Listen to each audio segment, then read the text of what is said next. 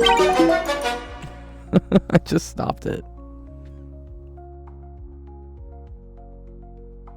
Okay.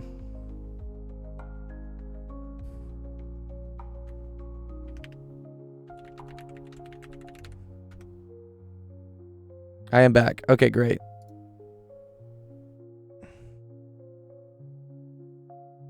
And I think the vertical and the horizontal still works. Yeah. Okay, cool.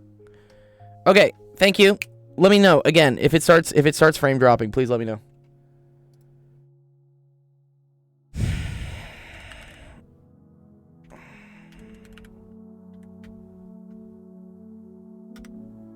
Okay, let's see what's on the queue.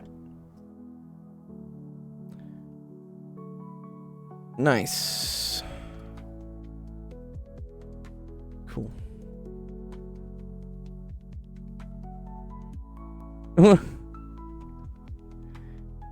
Okay, so I actually have some interesting ideas, guys. Yeah, for the internet. Because I can't get better internet in my apartment. I literally just can't. It doesn't work. But apparently there's this thing called channel bonding, because I learned this actually at TwitchCon from the IRL streamers. So what they do is they have multiple hotspots with different service providers. Like they have an AT&T hotspot, they have a Verizon hotspot, they have a T-Mobile hotspot, and then they splice all those connections together to like one super connection so that they never lose reception. And I was looking into it today. I'm like, okay, how many fucking hotspots do I have to buy to like chain together to make sure we have enough bandwidth to stream to different platforms? Yeah. Yes, Discord has 0 delay. Correct.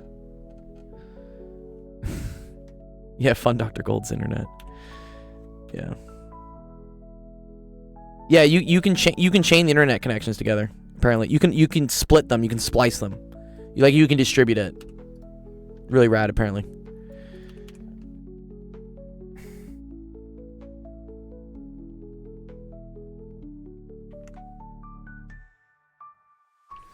Okay, wave standing in wavy water notices that the depth of the wave varies in a periodic way. That can be modeled by a trig function. Yeah, Starlink is very expensive. Yeah, that would be like a couple $100 to do. Starlink is very pricey.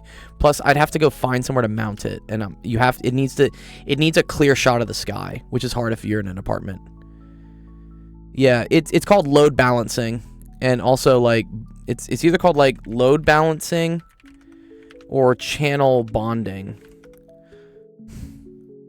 It's pretty cool. You connect like multiple internet connections into like one router, and it starts distributing it. Okay. After 1.1 seconds, and then every 3 seconds, the water just touches his knees. Between peaks, the water recedes to his ankles. Wade's ankles are 12 centimeters off the ocean floor, and his knees are 55 centimeters off the ocean floor. Oh, okay, cool. So the min is equal to 12 centimeters. The max is equal to 55 centimeters.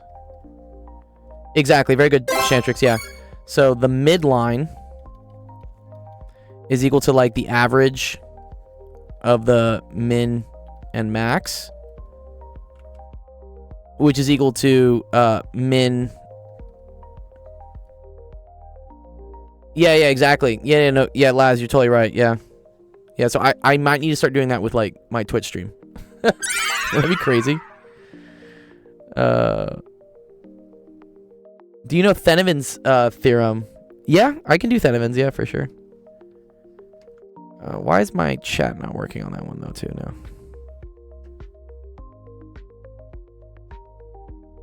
One sec.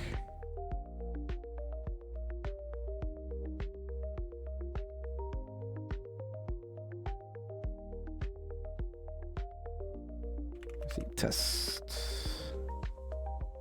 Okay, that works. But I don't think I'm seeing Discord. I wasn't seeing this working. Nice. Do it. Wow, thanks for the follow, Les. So min plus max divided by 2. So that's going to be 12 plus 55 all over 2. So that's equal to 67 divided by 2, which was, so that's 33.5. Yeah. Okay, and then amplitude is equal to max minus min divided by 2. 67 divided by 2. I think it's 33.5. But then the max minus the min, that ends up equaling 43 over 2. Oh, 67. God damn it. No. You got me again, Jeff. Stop it, dude. No, you didn't. You didn't just do it. No, he didn't just do it, dude. Stop, Jeff. Disqualified. You done messed up, Aaron. Oh my God, Jeff. Jeff, dude. From 41 timelines away. Alistair, that's too funny. He's got it, dude. Dude, I kept asking the students, like, how long do you think 6-7 is going to last? And they said at least till the end of the year. Apparently that's it. They said at least till the end of the year. I'm like, okay, fine. Okay. Amplitude. Okay, then we need to do period.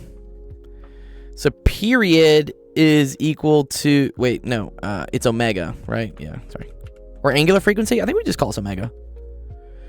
Is equal to 2 pi over the period. Right? And so that's equal to 2 pi over 3. Wait. It just touches his knees. Yeah, that makes sense. That's the period is 3. It's because of the problems. Okay, cool. And then... Okay, and then the knees is the height, is the high point. Okay, so this is interesting. So we need the high point to happen after 1.1 seconds. Right, this is like the high point, and then it does this. You've only been seeing numbers less than 4. Okay, so this is a cosine function then if it starts here, right? So we're going to say this is equal to, or let's say depth d, right? So d of t is equal to the amplitude. So that's 21.5 times cosine. And then it's omega. So that's going to be 2 pi over 3 times t. But then it's being shifted to the right 1.1. So we're going to say t minus 1.1. Right? And then this is plus the midline, which is 33.5. Exactly, Chantrix. Yeah, cosine. This is cosine. Cosine peaks when it's at 0, but then this thing has been shifted over to the right. So that's why we have this term right here. This is a shift to the right. So I think this is it. You tell me. I believe so.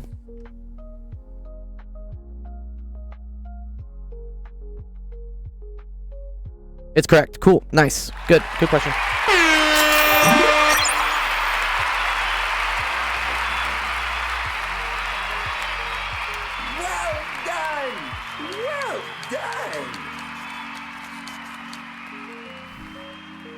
This is Shanktrix. Nice. Oh, I need to fix. Let me fix it. I don't know why the.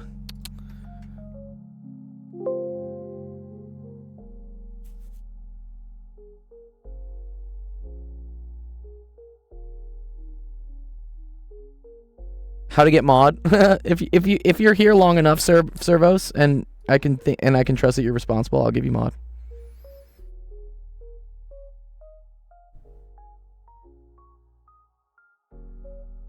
That's usually how that works. That was kind of math, honestly. I don't know if that was really physics. I was like, I need my Twitch chat. I need my TikTok chat to work. It'll work here in a second.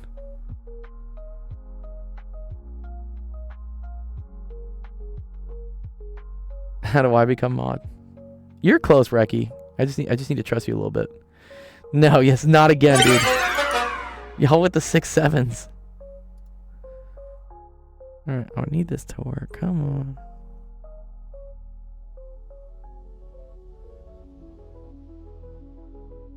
Okay, there we go. Okay, now all the TikTok chats are coming in. Streaming is a very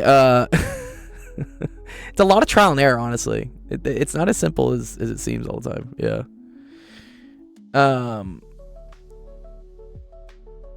Yeah, see, now that's coming in. Okay, cool. I'm gonna throw mustard at you. Let's do the next question, ladies and gentlemen. That would be...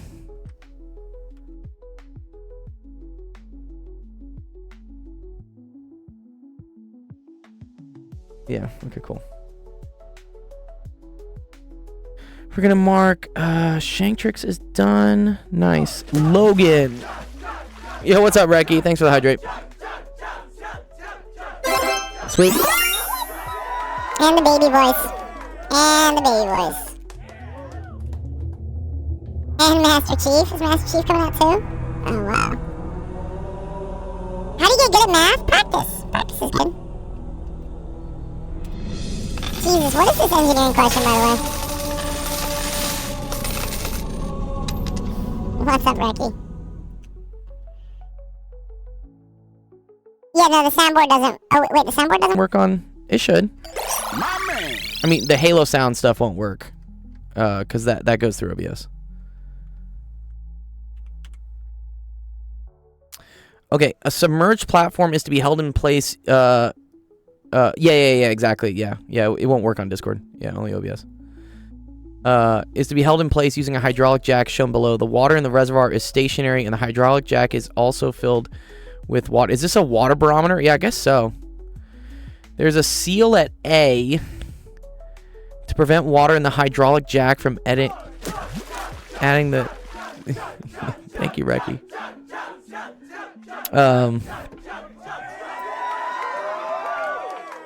Okay. Dude, where... Sorry, what? What is going on in this question? Okay. I see. This has hydraulic fluid. This also has water. And we have all these dimensions that's going on. Oh, man. Okay. And then the average density of the platform in the cylinder is that. Okay, so this is like row of the metal. I'll just say like row metal. Equal to like 1,500. And then I think for water, I think row water is equal to 997 kilograms per meter cubed. Is that correct? Pretty sure that's right.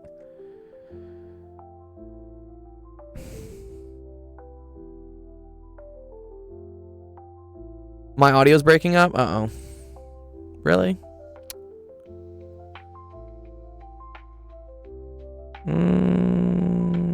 Should be fine.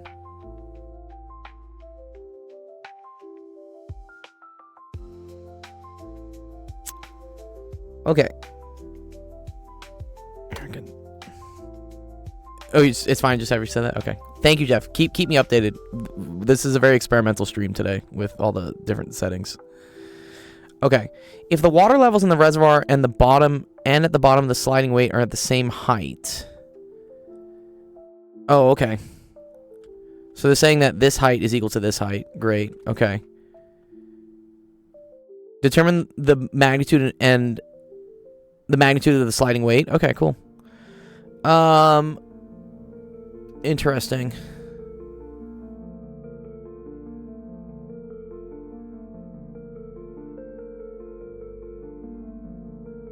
So I think we have to figure out what all the different forces are, right? Yeah, okay. So this is like rho GH equals rho GH. So, yeah. Pressure on the left.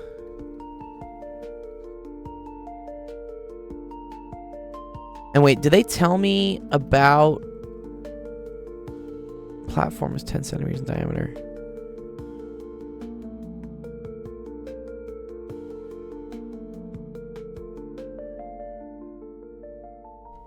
You guys use 1,000? Okay, that's cool. We can use 1,000. That's fine. That's easier. Yeah, anybody else tell me if my audio sounds like it's breaking up on the stream. It looks okay to me so far.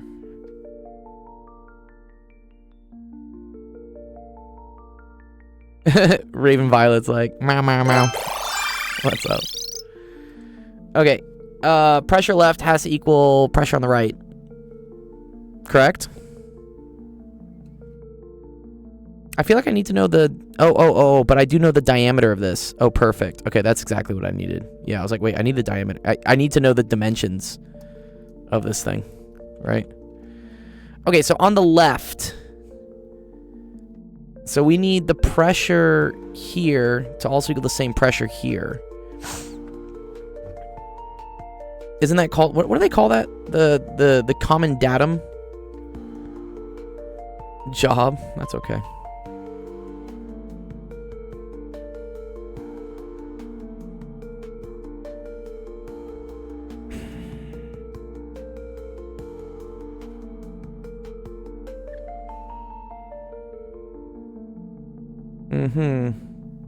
Yeah.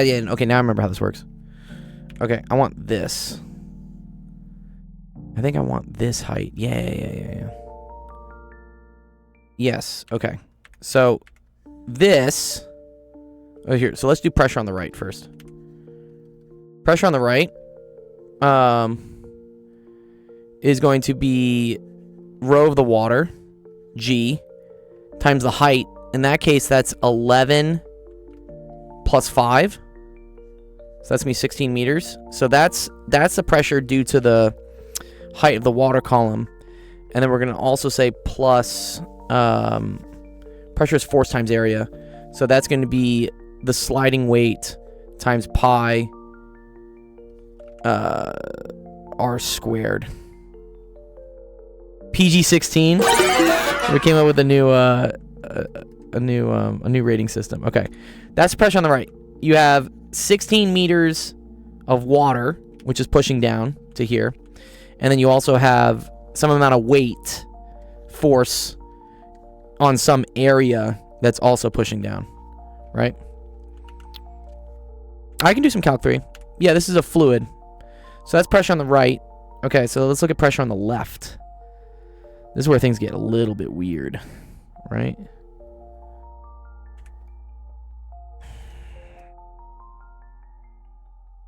Oh, yeah, this is fluid mechanics. Yeah, I'm pretty sure. Okay, so let's look at the pressure on the left.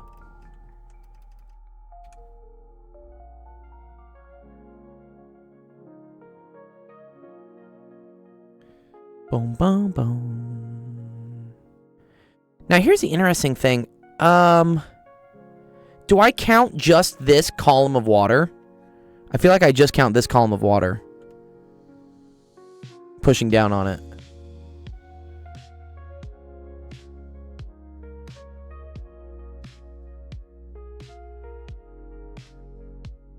So I think that's rho g times, if this is 5 and this is a meter, that's rho g times 5, because the whole thing's 11.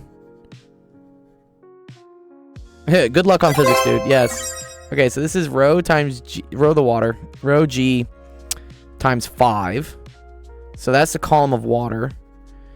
Technically also plus p atmosphere, though, right? Because this is open to the air. Wait, is this also open to the air? Wait, are they both open to the air?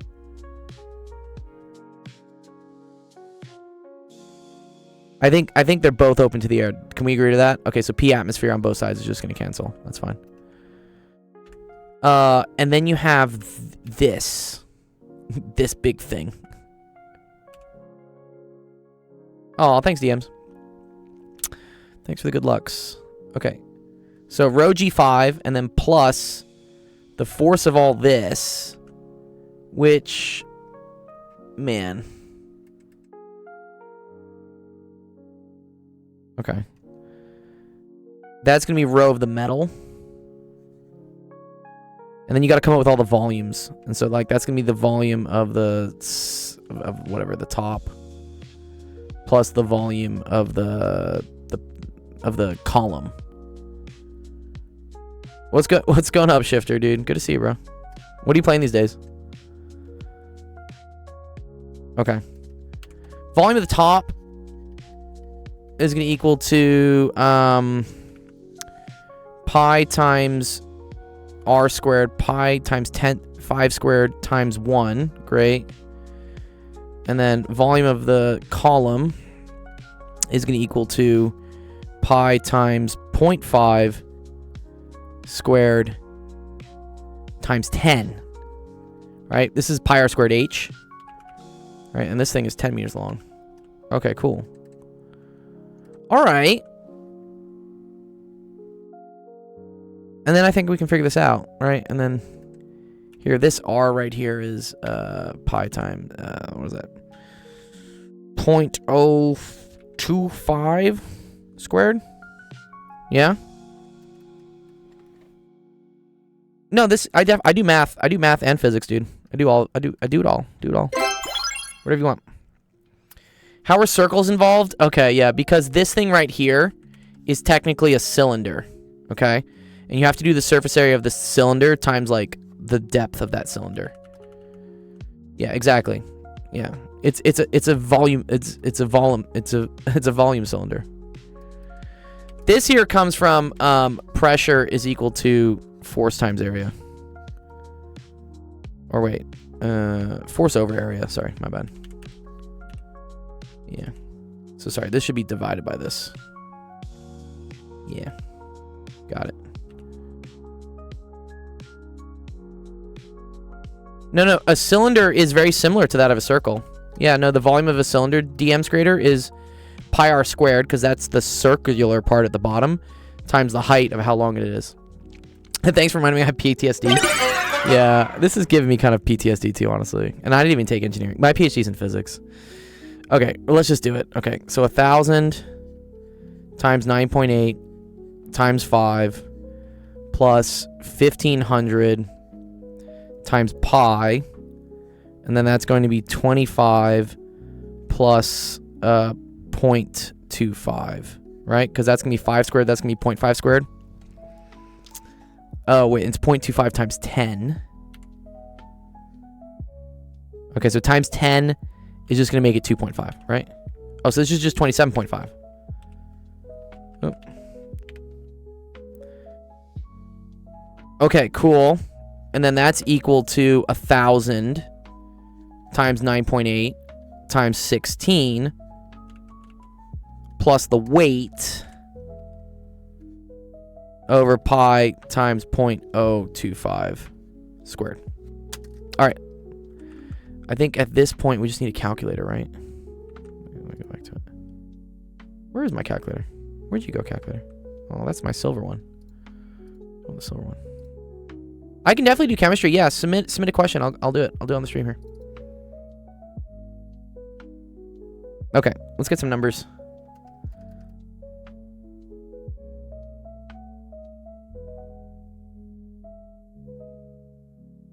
Can I do solid mechanics? Yeah, probably. Okay. He does. I do math and science. I do all the things. Okay, so let's do 1,000 times 9.8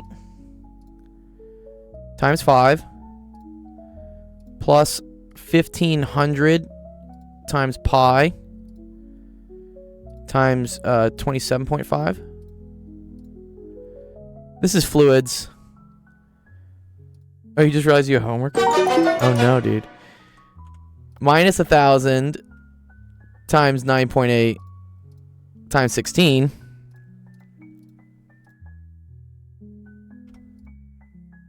Okay. And then we're going to multiply that by pi. Yeah, I look and sound way different. Yeah, well, I've been streaming for probably 4.5 years. Probably 5, actually, at this point. A lot will change in 5 years. I'm curious, like, what you think the differences are. Do I sound, like, more tired? I feel more tired. That's just also the world. Okay, cool.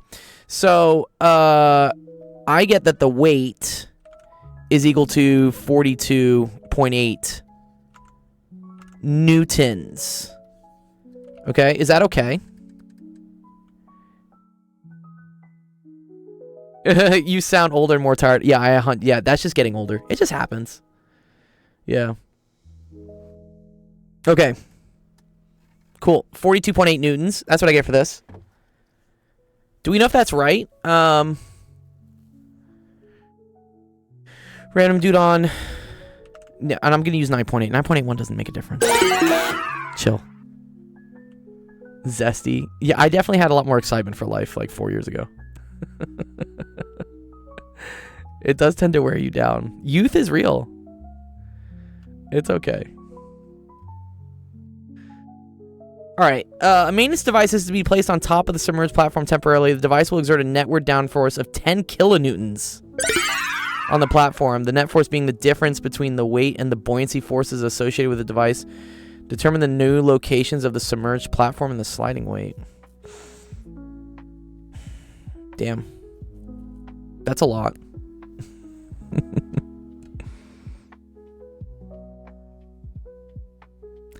A net force, the weight and the buoyancy forces. Okay, so I assume we don't really care about the buoyancy. I actually didn't even account for any of the buoyancy here. Yeah. But I think by not including the water that the thing is taking up, you're kind of negating the buoyancy force. I believe so, right?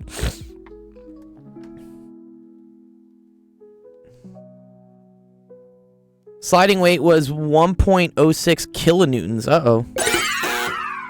Well, that's not correct. What did I do wrong then? 1.06 kilonewtons. I agree that 42.8 newtons is very low. But let's see. 1,000, 9.8. I'm pretty sure I did this. 1,000, 9.8. 16.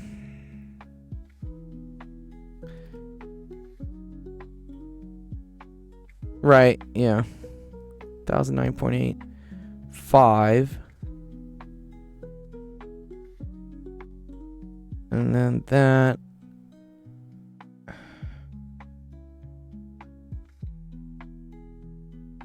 Pi 0.5. Mm-hmm.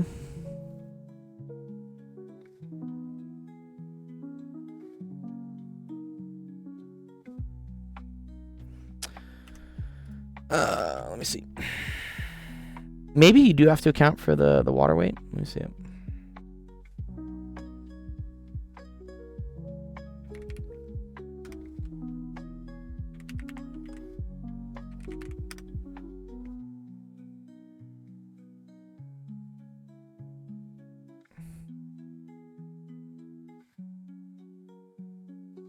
When in doubt, no, I'm going to throw it through ChatGPT. I could throw it through Chegg. I stopped paying for Chegg, though, honestly, because I was using just ChatGPT for everything. And I was like, why am I still paying for Chegg? Although Chegg does come with, like, Tinder Gold, apparently. And, like, HBO and stuff. How do you submit questions? That website down there, actualofficehours.com. That's how you submit questions. Bum, bum, bum, bum, bum, bum. Chegg is greedy as fuck. I agree. Yeah, they charge a lot, and they really didn't account for the AI thing coming in, and so yeah, they got kind of screwed. He says account for area differential at the base of the cylinder. All of that weight is to be canceled by the fluid under it. Oh, see, well, this is now getting too complicated for me, random user, dude. What? You're saying I need to also account for this pushing up on this? No. Oh man, really? I mean, I guess so, but oh.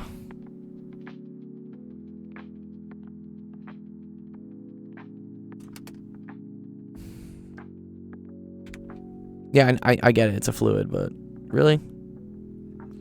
Yeah, it's just annoying fluid math.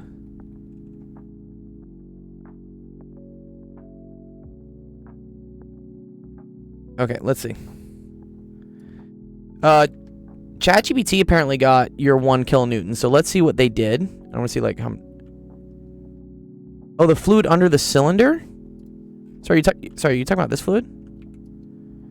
I don't think I really care about that fluid though. No, because I'm finding the pressure here, which means all of this is like null. I don't really care about that, right?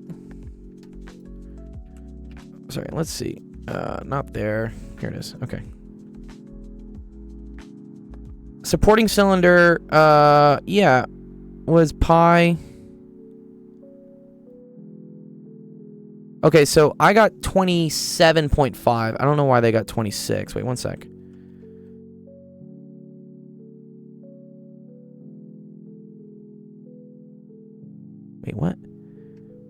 The cylinder is half a meter in radii, right? Yeah. One sec. There, get rid of this.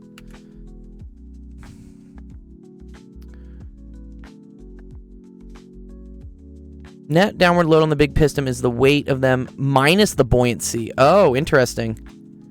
But we don't. So we don't count the.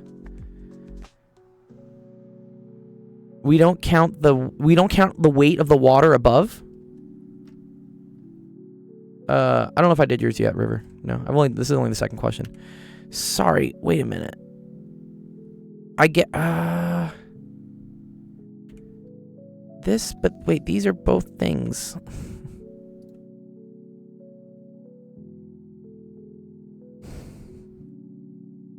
Net downward load on the big piston is that minus the buoyancy. Okay. I agree with this. Rho average minus rho weight over G times GV. The platform diameter is 10, so yeah, that's... Okay, so they do D squared... Wait. It's R over 2 squared.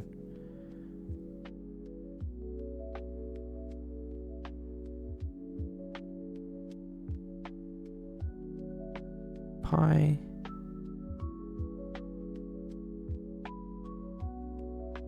Yeah, wait. 0.5...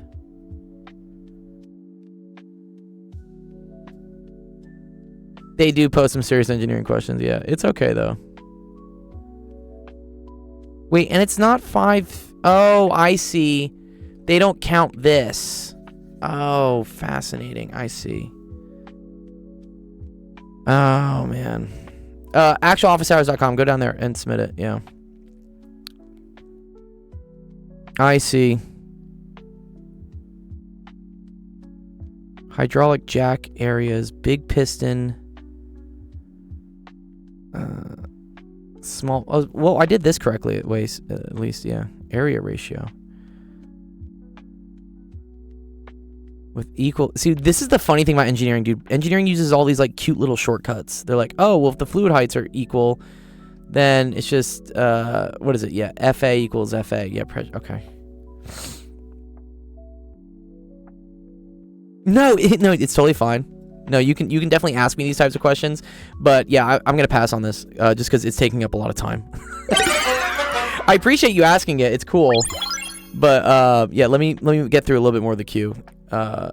It's just engineering question. This is why I honestly don't like engineering, because it's so tedious. There's all these little things. You're stuck on B. Yeah, I understand what's gonna happen with B. It's because the height of the fluids are gonna change. So I'm gonna help you out and just say like solve part B. I'm gonna at least let you have my expensive ChatGPT to see what it gets for an answer. Exactly, Glizzy. There's so many components. There's so many like little things, and then if you forget one thing, it just screws up the whole question. It's just engineering to me it's not fun.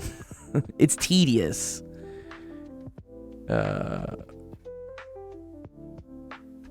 Okay. Here apparently is the results for this one. Random dude on Twitch. I will share this with you. So here's what I'll do. I'm gonna post this link of like what it did. I'm guessing more than anything that this has already been done on Chegg, and it's probably just scraping it from Chegg, which is probably right. So here, this was random. Whoa, wait, what was your username? Sorry. This was Logan94. It looks right. Okay, cool. So here, I'm gonna give you the screenshot for it. Just in the essence of time. So Logan94. I'm gonna give you that. And then here I'll include what we did here, so you can kind of see what I was doing. But yeah, I need to also include the buoyancy of the metal. Yeah. Okay, cool. Good question regardless. I mean, I had fun going through it. I always appreciate people submitting things that are outside my comfort zone, because it's fun to see what my limits are. It's fun to see how much I can do, because a lot of the engineering can be done with physics. It's literally based on physics, but it's just like how much physics do I want to apply to it? Yeah, don't let it discourage you. Totally not. No. It happens. It's okay. All right. Let me see. River, what's your question? River submitted one.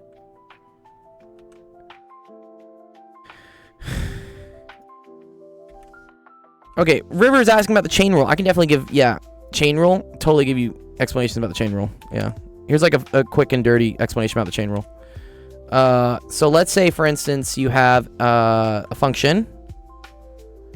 Let's say like f of x is equal to, I don't know, like x to the third plus 5x squared to the third.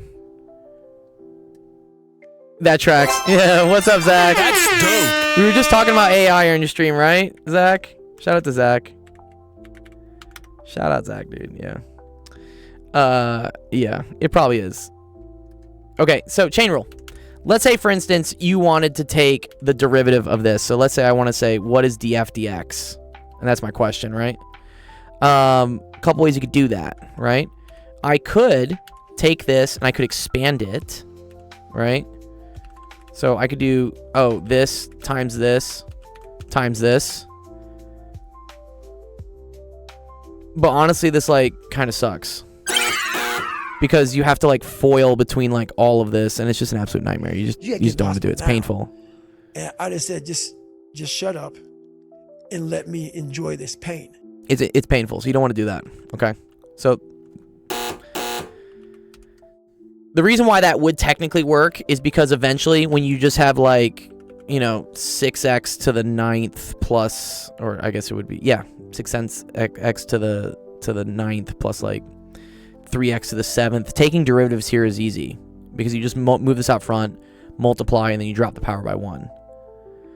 The issue is that getting this expanded out becomes increasingly more difficult as you go to higher exponents. Higher and higher exponents, okay? So a better way to do this is to say, hey, wait a minute. I know what the derivative of something to the third is, right? I know what that is.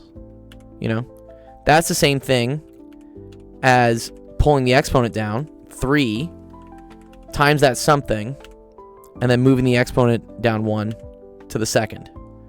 Okay? However, everything comes with a price, and because we did this trick of, again, ignoring all of this and just calling it, like, big red box, like, taking the derivative of box to the third is 3 times box to the second, you then need to also do the derivative of whatever was in the box. Okay? So you also need to do this derivative. Okay?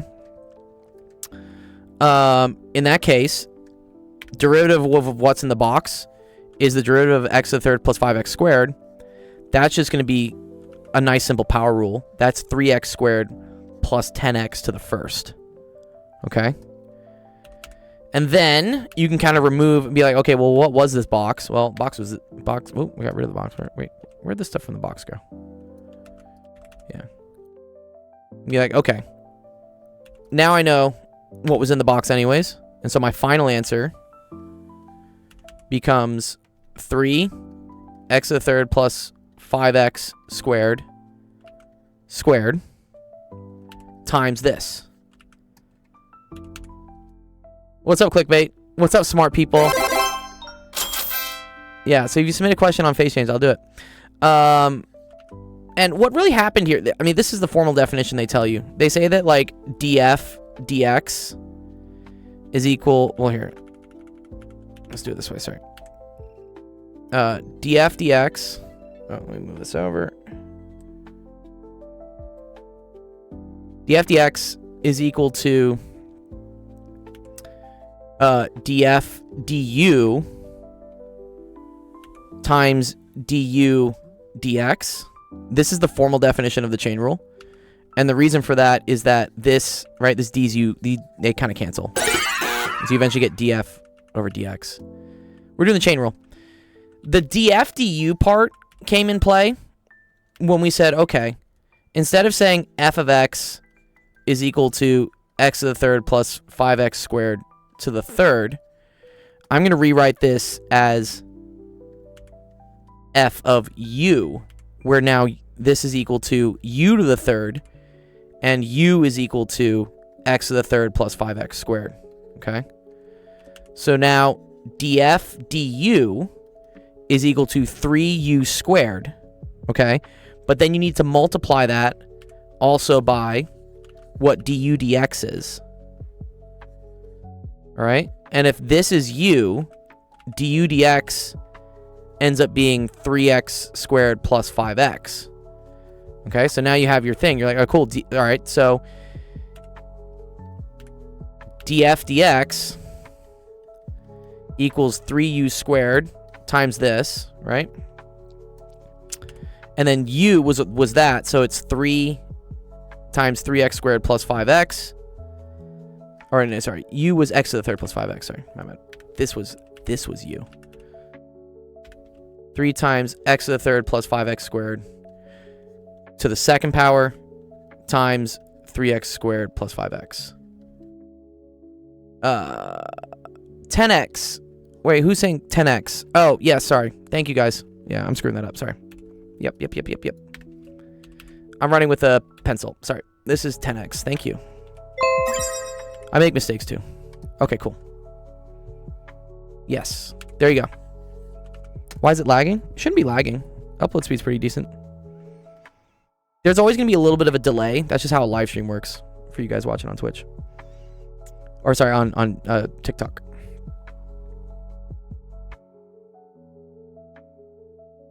Can you explain the notation? Yeah, okay. So this means take the derivative of f, but do it with respect to x. So you'll learn later when you do partial derivatives that you can have different variables in a function. So for instance, you could have a function f of xy, which let's say is equal to like, I don't know, like 3x squared plus 2y. And then if you wanted to do partial f, partial x, this says take the derivative of this thing, right? Take the derivative of f, but only do it in terms of x things that are changing. So in that case, y is not an x, so we consider it a constant. So we don't care about how it changes, and so we consider the change of that to be 0. So df dx in this case would be equal to 6x to the first. Df dy would be equal to just 2, just 2. Because 2y to the 1 then becomes 1 times 2y to the 0. Yeah. So that's the notation. When we write this out, it's like, okay, cool. This is what you're taking the derivative of, and then this is the variable you're taking with respect to. Delay. Yeah, I know. Wow, we got like 6 or 7 people up in Discord, though. Yeah. Come to Discord if you don't want any of the lag. There's no lag on Discord. Okay. That makes sense? Cool. Nice. Great. Thanks, River. Good question. Teach, what's up, dude? Well done. Okay, this was River. I'm gonna put this in our Discord.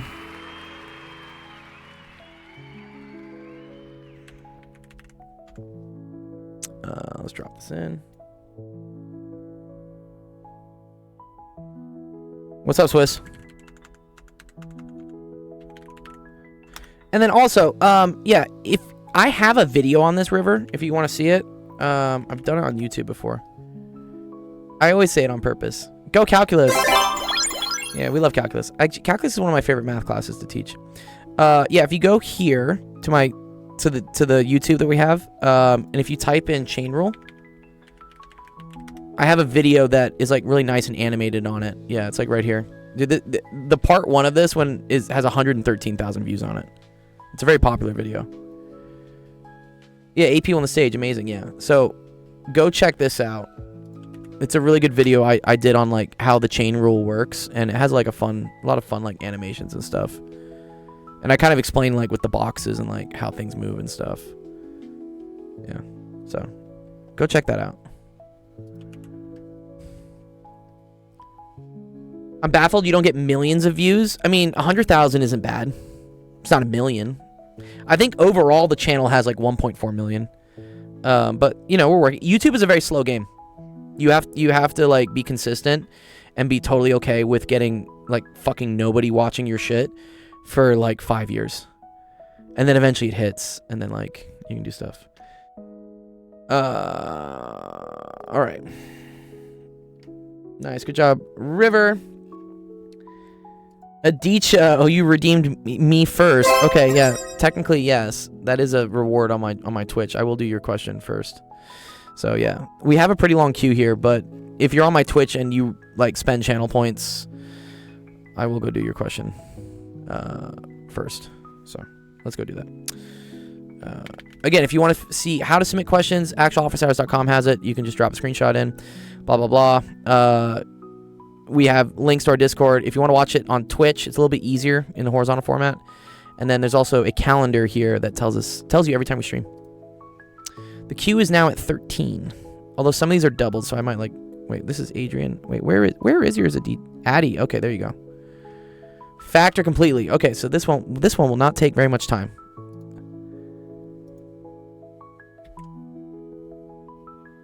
Addy says, this is sort of review. The one that has a C is easy, but... Sorry. The one that has a C is easy, but this one's confusing. Okay, what's confusing about this? Sorry, what?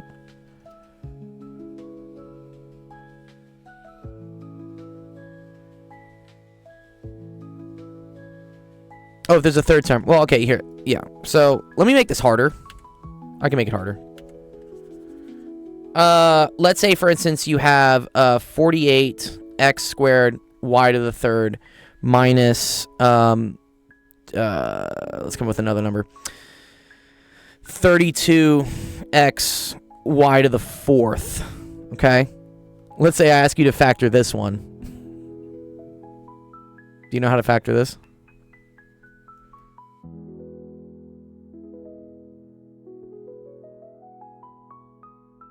By 16, probably. Yeah, okay. So that's a good thing, yeah. So I always check on the number. This is called the greatest common factor. I'm like, what goes into both these things? I'm like, well, a 16 goes into these, right? So you can pull a 16 out. That's great.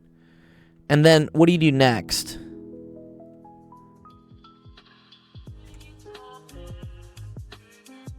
Right, so then you look at the other term, which is the x's, and you see what's the biggest common thing between them. In this case, it's x to the first, right? It's not x squared, because this only has an x to the 1. Good. And then finally, right, we look at the last thing, the y to the third. And then, good, right? And then y to the third is now the smallest y exponent. So I'm going to pull out a y to the third. Great. Awesome. Okay, then what's left here? Like, what goes back? This is always a good question. We'll try to figure out.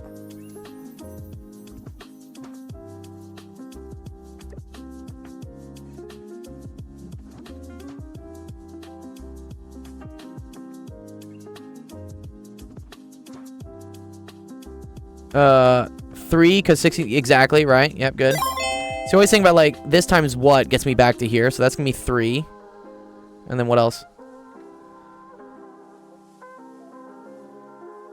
X to the 1, good, because x to the 1 times x to the 1 gets me my x squared. So you can just leave this as like x. Or we'll leave it as x1 for now. Right. And then that's it. Yeah, exactly, because the y to the third is already going to get me the y to the third. Yep. Good. Owen might have it, yeah.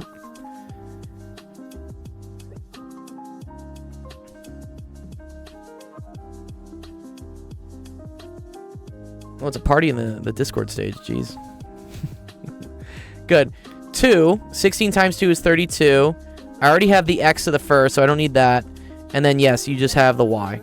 So, yeah, your final answer is 16x y cubed times 3x minus 2y.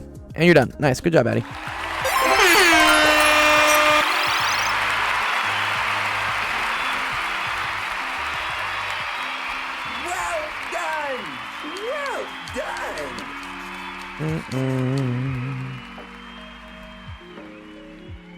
Yeah, nice.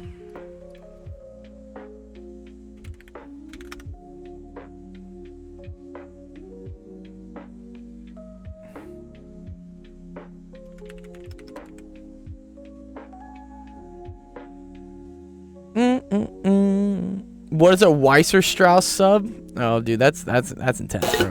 What? That's a very intense one. All right, let's clear Addies.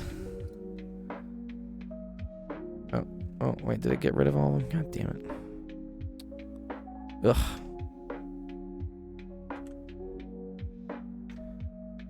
All right, one sec. That was Addies.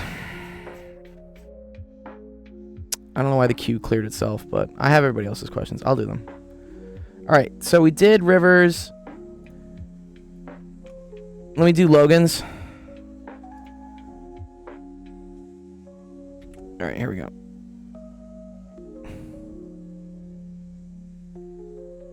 The fundamental rule of calculus. Yeah, that's another good one. Here we go. Logan. So I keep backups of everything. Okay. Here, Logan. This is Logan's. Says, we know that the gravitational acceleration on the moon is 1/6 of that on Earth. How long does it take a 2.5 kilogram rock to fall 15 meters on the moon? Very good. Kinematics equation, right? So x is equal, so x final equals x initial plus v initial t plus 1/2 at squared. Okay. The final height is 0. The initial height is 15 meters. There's no initial velocity because you're just dropping it. And then it's plus 1/2. Now the acceleration is usually negative 9.8. That's like minus g is what we say. However, in this case, we know that the acceleration is 1/6 that on Earth. So it's going to be negative 9.8 over 6. This is 1/6 the gravity. And then that's going to be t squared. Cool, right? So you can solve for this. So I move that over. I multiply by 2. I can also multiply by 6, I guess, as well, right? So 15 times 2 is 30 times 6 is 180. And so you get 180 is equal to negative 9.8 t squared. Final steps here is take the 180, divide it by 9.8, raise it, and then take it to the 0.5 power square root it. And so you get 4.29 seconds.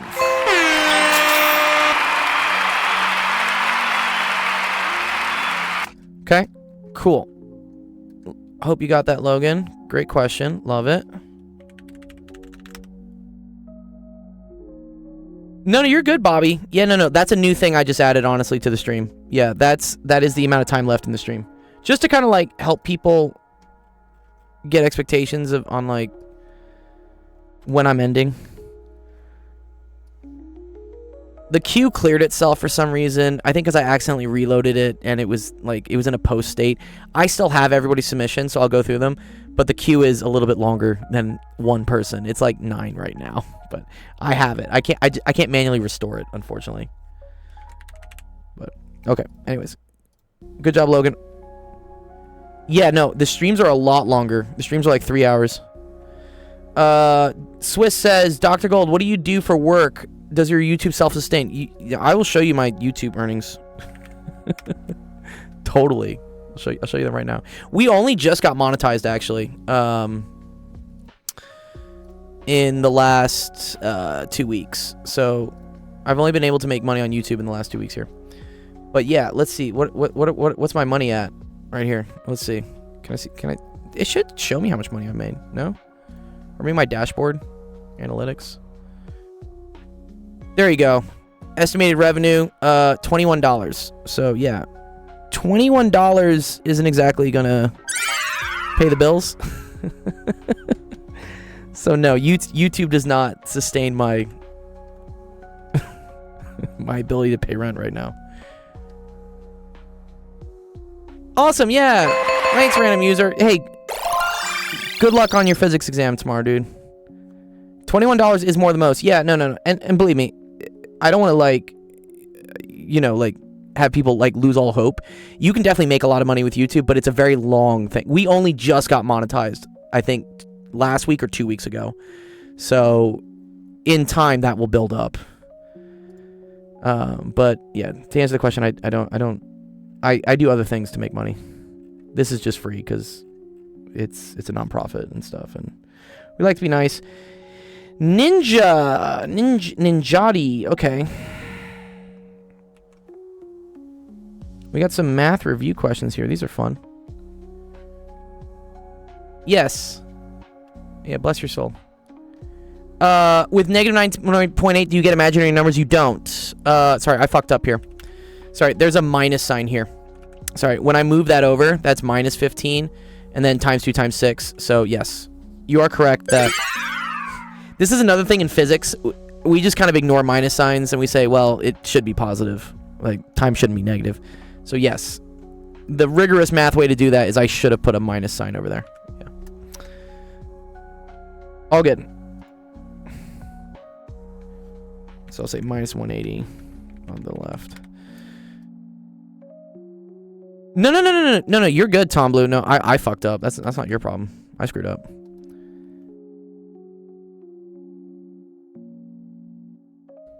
Oh, that is... No, that's U sub. That's U sub, Alistor. That's not trick sub. That's U sub. Yeah. You just say U is equal to x squared plus 1, and then du is equal to 2x dx. Yeah, that's U sub. Which, okay, this was somebody else's. This is another beautiful example of here, I'll show you like why this is just easily U sub sometimes. Oh, sorry. Let me give you perms, Alistor. Sorry. There you go. You can swear now, Alistor. There you go. You're okay. Yeah. Let's see. I'm going to do one of these. Or you can tell me if there's a specific one you wanted to help with, but I think this is a really good one. People look at this and they're like... Yeah, no, it's not trick sub. So, see, here's the trick. And here, let me pull in Alistor's, because this is also a great example of... I understand why you think it's trig sub. Because in general, anytime you see, like, square root of, like, x squared in this, you usually are going to do, like, a 1 plus tangent squared or a 1 plus secant squared or something. But here's the first thing you should always look for when doing integrals. Try to see if whatever that nasty shit is you don't like, if the derivative of it shows up somewhere else. In this case, yeah, the derivative of x squared plus 1 is 2x, which is basically this thing on the outside. Yes, GWC, yours is. The queue got cleared, but I see yours. So in this case, you would just say, okay, cool. Well, let u equal x squared plus 1, then du is just equal to 2 dx. And then you can rewrite this, or sorry, 2x dx. Sorry, my bad. 2x dx. So that means that dx is equal to du over 2x. And then watch what happens. So integral of x, square root of u, but now dx is du over 2x. The x's cancel. Right? This cancels with this. And you're just left with the integral of 1/2 square root of u du. This is an easy integral to do. Right? This is just u to the 3/2 2/3. Right? Plus c. Don't forget the plus c. And then there's a 1/2 outside. And then you just replace u back with what you have. So you end up getting 1/3, what was that? X squared plus 1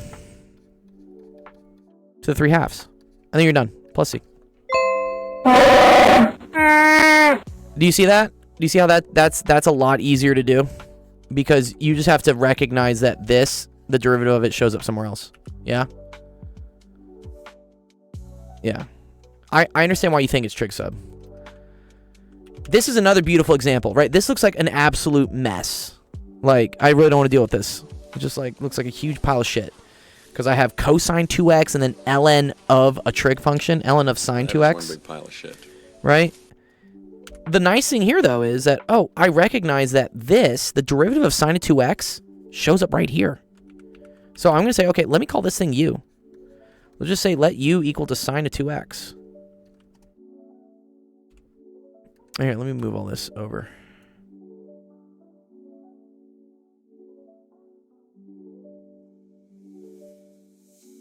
U is sine of 2x, so then du is equal to cosine of 2x, but this is also a chain rule because you have to take the derivative of what's inside. So maybe River, if you see, this is really similar to what I did when I taught you the chain rule. I don't know what I do not know what the derivative of the sine of 2x is. I know what the derivative of sine is. It's cosine of whatever that thing is. But because I did that, like, you know, hand wavy, like I don't want to look at what's in the inside, you then have to take the derivative of what's inside, and the derivative of 2x is just 2. So this becomes 2 cosine 2x, and then dx. So now when I solve for this, that tells me that du over 2. Well, actually, no. What do I want to do? Yeah, this is what, technically I want to put all this under here. There we go. Du over 2 cosine 2x is equal to dx. So now substitute back in, and you have integral cosine 2x ln of u, and then dx is now du over 2 cosine 2x. Well, look at here. These things are going to cancel. Gone, gone. And now I just have 1/2 integral of ln of u du. Okay? This is... integral of ln of u, I think, is a special one you just have to know. Is this from you, X from math? Was this your question?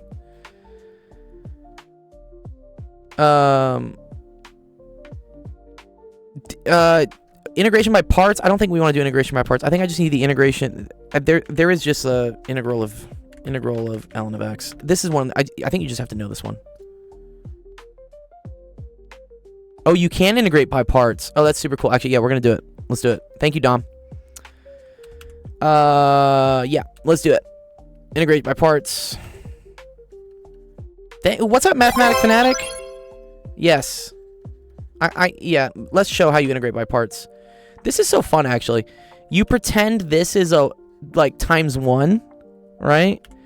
So I say that, oh, well, now I have u's and v's again. Okay, fuck. All right, let's call this, like, a. You can always change the variables midway through, as long as you change all of them. So I'm going to say that u is equal to ln of a. Then that means du is equal to 1 over a, dA. And then I'm going to say that dv is equal to 1. So that means v is equal to a. Or, sorry, dv is equal to 1 dA. Yeah. This is one of your test problems? Yeah, this is kind of fun. Okay, so then integration by parts says it's equal to uv minus integral of v du. I know my v's and my u's look the same. So uv would be a ln of a minus the integral of a 1 over a dA. Oh, this is cool. This goes away. Oh, so now it's just integral dA. Integral dA is just a. So you get a ln of a minus 1. Is that right? Okay. So it's 1/2 and then a, but a is also u, and u is sine 2x. So we're going to say 1/2 sine 2x, and then it's ln of sine 2x minus 1. David lost my account. Did I not give you perms? You need perms too? Yeah, one sec. There you go. You can swear as well. DMs. There you go. Plus C. Oh, dude, I almost fucked up. Okay. I think that's right. Okay. And then let's see. That was on... Someone gave me that question. I was like, I think I had an answer on it as well. Where was it?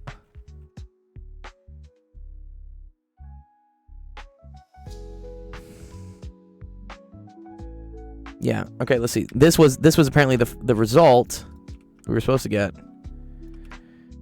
Looks pretty similar. Look, sine 2x over 2, right? That's the 1/2. ln sine 2x minus sine 2x over 2. Nice. Good job. Nice. That was a fun one, Ninjati. Yeah, that was cool.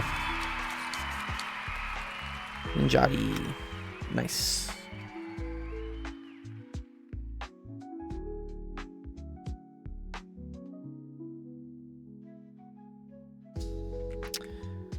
Yeah, thanks for y'all in the chat reminding me that Yeah, you can actually just do integration by parts for ln of a. I forgot about that one. That's actually really cool.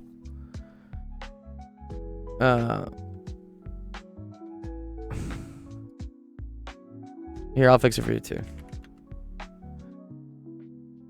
There you go. There you go. You guys are okay. All right. Let's do the next one. We're almost at an hour left. Still doing good.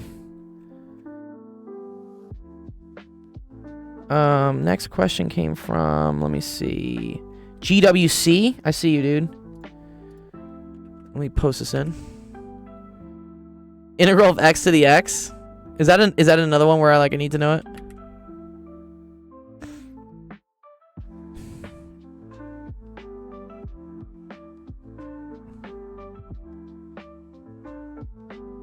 Okay, here we go. GWC. All right, this question is free response. Show your work. Suggested time 25 minutes. We'll see if we can do it faster. Okay. So block A is sliding. I guess block B is stationary. At time t2, it collides with it. So key thing here is this is elastic. Sorry, let me move this a little bit. Sorry, this is elastic. Elastic tells me that the change in kinetic energy will be equal to 0, right?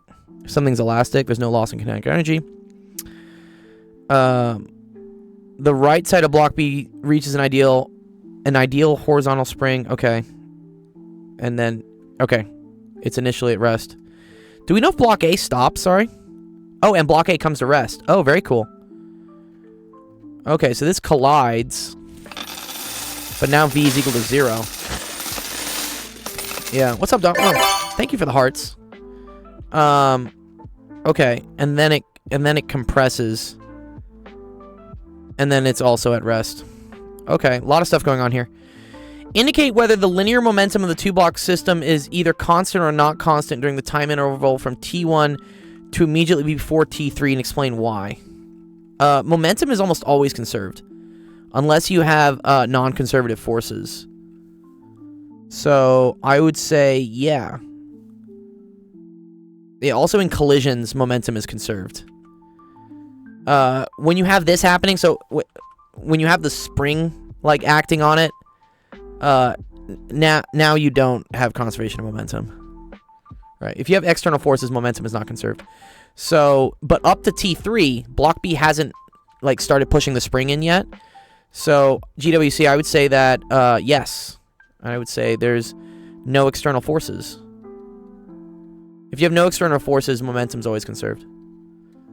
Okay. Indicate whether the mechanical energy is constant from T1 to immediately before T3.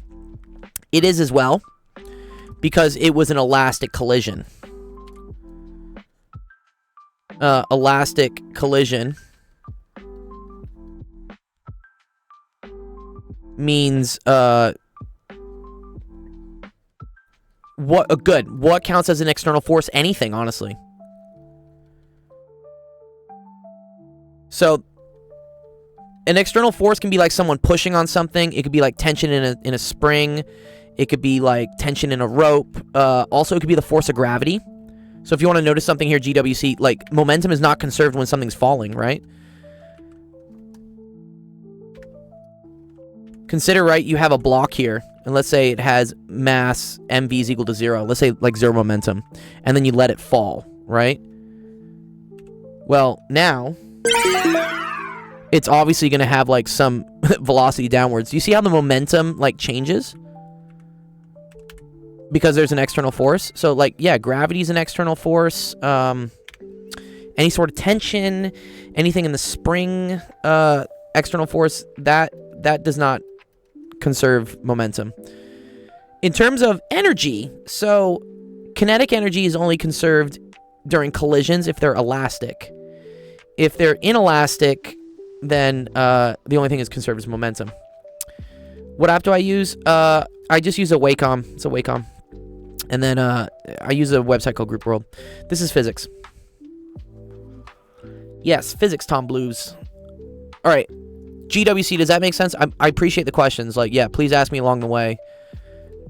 I mean, it's funny that they say that this thing is going to take 25 minutes. I mean, I think I can do this in 5. I thought they were gonna have us solve for some shit, but I guess they didn't give us any numbers or anything. It's really cool to like solve for like how far the thing compresses and stuff if they gave you numbers. Okay, indicate whether the linear momentum of the two-block spring system is constant or not constant during the interval from T3 to T4. Exactly. Okay, so from T3 to T4, okay, now block B is fighting the spring. So block B experiences a force, and because there are external forces now, the momentum is not conserved. So you can say no, and you can say there's an external force from the spring. Okay, and then indicate whether the mechanical energy of the two-block system is constant or not constant during the time T3 to T4. So, yes. Well, does mechanical energy include the spring potential energy? Is that also mechanical? I always get confused, like, which... I hate the word mechanical energy. Does mechanical energy include spring potential? I forget if it does. Yes. Okay, wait. Mechanical is the sum of its kinetic and potential. Okay. So, yes. The spring potential energy is a form of the mechanical energy as well. Okay. It's always these, like, definitions and stuff. Yeah. I was too, E-Raven. Yeah, like some 1/2 kx squared or something. Yeah. So this is also yes. And you can say, because... the spring force is conservative. And here's what we mean by conservative forces, okay? It means that any, like, force, any, like, kinetic energy that gets put into potential energy can be easily transferred back. So, for instance, if you're moving really fast and there's a spring that isn't compressed, but then as you move into the spring starts to compress, that transferred kinetic energy into potential energy.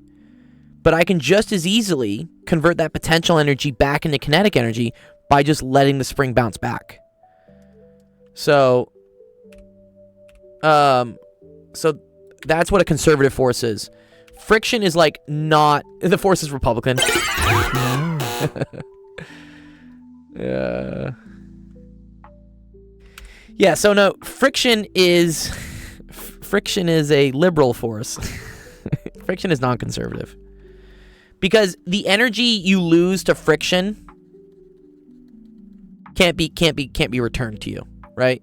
If you're going down a hill and you start slowing down because the friction is like fighting you, that friction gets lost as heat.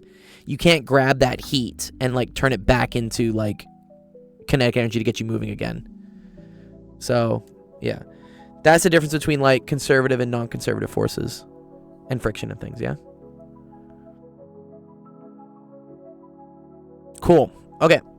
Does that all make sense to you, GWC? This is a cool question. I really like this one. Has a lot of really fun situations. You have to think about things, like, kind of theoretically. Brian says, please do my statics question. I will get to it. Don't worry. If I have time. Look, there is a timer. The timer says, like, 52 minutes.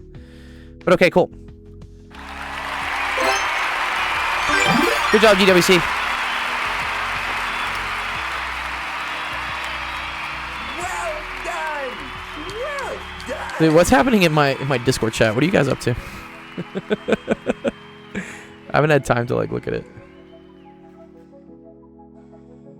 The doomsday clock. Wait, yeah, what did Sebastian... Sorry, this is off topic, but I think it's weird. A problem in my math homework today had a person losing weight for the loser competition. Sounds AI generated, but it's from an AP book? Oh, that's kind of interesting. Yeah, maybe Trump's getting a hold on the AP curriculum, dude. Saying like, yo, big fat losers or something, or you're not wonderful, incredible, whatever words. He uses like fucking 4th grade like level intelligence words. Okay, this was GWC. Okay. Where did my TikTok chat go? When is the schedule for going live? Yeah, wait one sec. My Twitch chat went. My TikTok chat went down. One sec. Let me respond to GWC. Sorry. What do they mean if it's conserved? Okay, I hope I answered that. Yeah. conserved, again, means that the energy could be converted back into the form that it came from. Oh, I see. I have to drag to fit the puzzle. Wait, one sec. Okay, there we go. There we go. Man, what? I see. Let's go back here.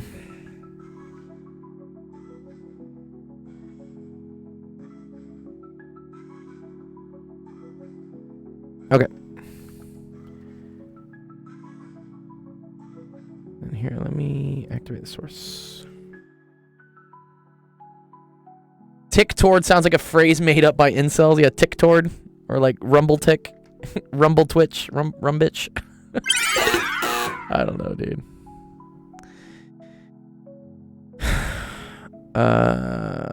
One sec.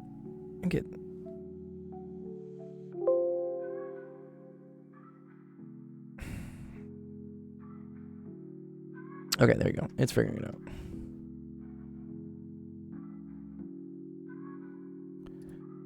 Oh, I just had it working. Man. One sec. There you go. Okay, I think it works now.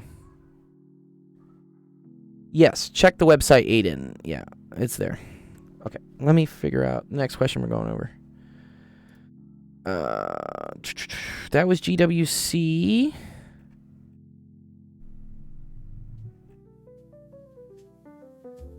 Dun, dun, dun, dun, dun. Nicole asking about banked corners. Cool. I like this. This is good. This is another physics question. Dun, dun, dun, dun. I'm working on automating animating algebra solving, and it's very hard. Have you ever used Manum, Mathematic Fanatic? You can get ChatGPT to write Manum code for you. That's what I do for a lot of my math animation for algebra. It's like decent. It at least like looks kind of nice. But if you're trying to like show like this moves to this or this moves to this, yeah, that stuff you have to kind of do by hand, and that takes me a while. But if you have some way to automate it, that'd be super dope. I would definitely be interested in that. Again, send me a DM if you want, because I've had a couple other streamers reach out to me actually about this queue system that I coded, or really ChatGPT coded. I just kind of vibe coded it. So I'm gonna look into like a way at making it so that it's very easy for other people to use it as well, but have their own like separate queue. We'll see if I can get ChatGPT to vibe code like multiple queues. I think I can get it to work. I have a decent enough knowledge at coding that I can figure out what I need it to do. It's just all the syntax. Like I don't know PHP. I know like C++ and Python, but like PHP, I'm like, ugh. I just don't want to. I hate web coding languages. Okay, let's see. Why are racetracks often banked at the corners? What would happen if they were not? Okay, they're often banked at corners. Yeah, here's the reason. To allow higher speeds without falling or without sliding off, I would say. Sliding off. What would happen if they were not? Well, people would die because they would slide off. Okay, cool. And if you want an explanation for why this is, yeah, let's look. Okay. So, let's say for instance, I was like doing like kind of like a top view, yeah. Let's say you're moving around in a circle, right? Let's say you're moving around this way. Okay. In doing so, you have what's called a centripetal acceleration, because your velocity is changing directions. You can be going around at the same like 60 miles per hour. You can be going around at the same speed, but because velocity has direction and your direction changes from like here to here to here to here and whatnot, you technically have an acceleration, because acceleration is change in velocity over change in time. That centripetal acceleration is what friction takes care of, so that you keep moving around in a circle and you don't just like fly off. Right? If you don't have, if there was no friction on your tires or anything, you would just like fly over here and like hit into the wall. No. That would be bad, right? So this is what I can say is like the top view. Let's say top view. Okay, and then let's look at like some side views. And let's say, for instance, that you're on a flat track. Okay, so if you're on a flat track, and then I always like to try to describe, like, when I say like side view, so for instance, this is on the top, and then what we're doing is we're looking at it this way. Like, do you see how, like, I'm like kind of like putting my face down and like looking at it from the side? So maybe sometimes this helps with people to see. It's kind of 3D-ish. Okay. Okay. So now this is the car, and it's moving around this way, right? It's going like this. Okay. You can draw force diagrams for this. This ends up having force of gravity pulling down. You have the force of friction pulling into the left. And then you have the normal force, okay? It's kind of weird when people see the force of friction pulling to the left. The reason for that is if you were going around and you didn't have any friction, you would just slide off, right? You wouldn't keep going in a circle. You would deviate from the circular path. So friction is what keeps you moving like towards the center as you go around in a circle. And this, of course, is equal to mu s Fn, okay? Which is equal to, and since Fn and Fg are the same, this ends up equaling mu s Fg, okay? And this has to also equal the sum of the forces in the x direction, which is equal to the mass times acceleration in the x direction, which is mass times centripetal acceleration, which is mv squared over r. So this is what happens when it's to the side. It does. No, you're absolutely correct, Tom. It does act to the opposite direction you're going. So, but here's the thing. If I'm in a car, right, and I'm going this way, right, the car wants to keep going straight. Friction pulls it back in such that it moves around in a circle. Okay? It's your tires. Your tires are what, because if we look at it from the side, right, if you kept going straight from a side view, you would like technically move to the right because now you're no longer on the circular path. Yeah, you see it? Yeah. It's a common thing, dude. Yeah, totally. Okay, but then look at like a side view. Let's say like you had a banked track. I did explain this in a short. I did, yeah. I have a really good short on this too. If you look up like centripetal motion on my YouTube, I have a really good animation that a bunch of Ukrainians made for me at one point. It was really cool.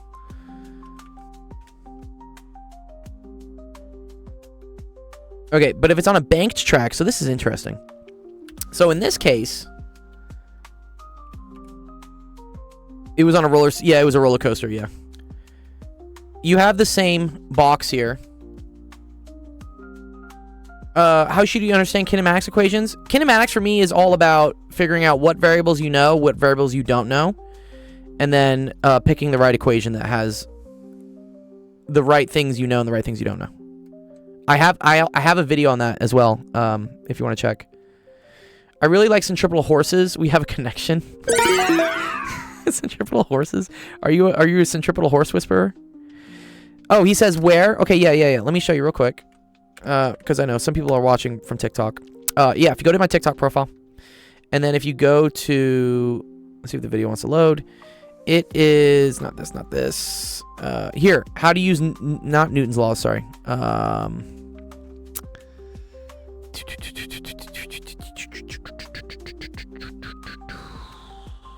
Not how to solve friction.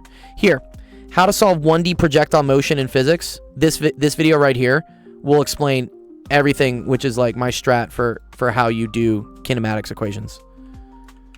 So yeah, take a look at it. It's pretty good. Okay, but back to the banked track. Okay, so if something is banked, this is actually kind of cool. Gravity, right, points straight down. Okay. You also have a normal force pointing this way. Okay. And then you still have some sort of centripetal acceleration pointing here. But here's the cool thing, is that if we look at this normal force, you have two components to it. you have a component now. This is like Fn in the x direction. This helps keep you moving towards the center.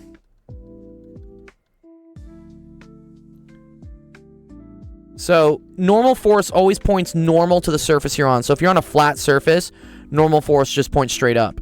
If you're on a banked surface, the normal force points 90 degrees to that, and it has components that are up and to the left, like towards the center of your rotation. So now friction doesn't have to work as hard to keep you on the track because you have the normal force that's also kind of trying to help you move in towards the track. You have an exam on this? Nice. Yeah. I have a whole video on centripetal motion and stuff. Yeah. Go check it out. It's there on my homepage. I think it just says centripetal motion. And then in addition, right, I think we figure out, right, if this is like theta, you end up figuring that like Fn is equal to what is that?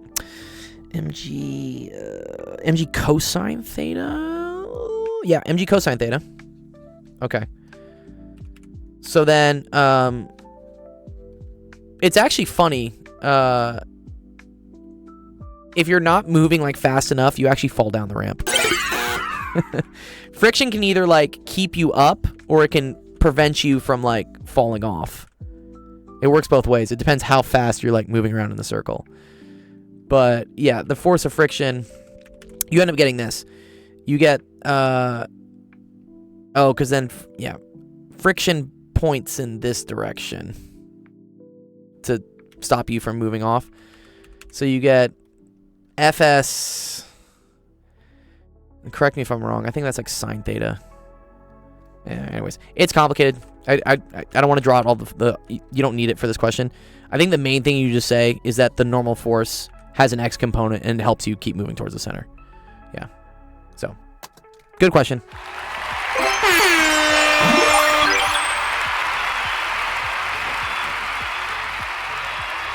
The square root of tangent of x, Alistor? What? Why would I do that? Is that a hard one? Y'all trolling me? Alright, this was Nicole's question. So, Nicole, we're going to add it to the Discord for you.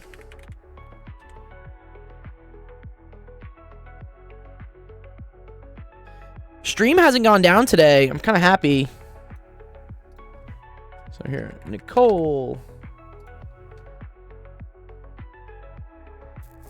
Lagrange multipliers. Oh man, I have done questions on those. They are kind of a bitch sometimes.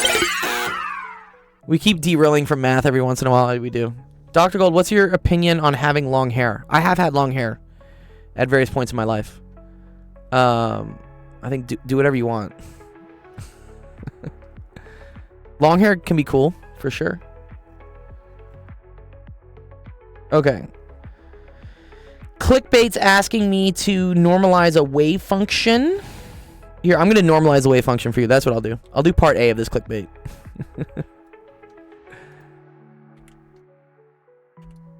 Let me see if I know how to do this. Okay. What's up, clickbait? Normalize the wave function. Okay, so I believe that's where psi star psi is equal to 1. Is that correct? Looks like this, I guess, right? So that's the integral from negative infinity to infinity of a e negative x squared over a. Oh, but there is no I in here, so there's no complex conjugate at all. So it's just this times a e to the negative x squared over a. And then this is dx. This is quantum mechanics for those that are wondering what we're doing. We're doing quantum mechanics right here. Okay, so, and this all has to equal to 1. So I get 1 is equal to a squared integral from negative infinity to infinity of a, of e to the negative 2x squared over a dx. Oh, yuck. Wait, how do you do this? I don't want to integrate this. Wait, what? Fuck. Oh, man.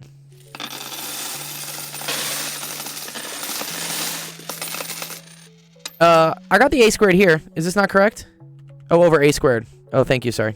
Yes. Ugh, this is where I'm struggling too, because this is not an easy integral to do. If there was an x here, which is what the next question is, this one would be easy, right? And for the very same reason that I give them on Sunday. I do them on Sunday, Bobby. It's like my Sunday chores. I just go through and give out all the points. Yeah, is it a Gaussian? Is it Gaussian? Yeah, because this would not be hard, right? This would be the integral from negative infinity to infinity, and then it would be x e to the negative 2x squared over a squared dx. And then this is a beautiful case of where, like, you're just going to set this equal to u, because then du dx shows up, like, right here, basically. This would be super nice. This is a little tricky. Yeah, someone said, is this a Gaussian integral? Maybe it is. You know, I can ask ChatGPT how to integrate this. Let's just do it. It'll probably say it's something fun. I don't know exactly what the... You'll get everything on Sunday, don't worry. Solve this. I'm having Gaussian integral mentioned. All right, we got 34 minutes left. I think I can get through these. All right, let's let her rip. Let's see.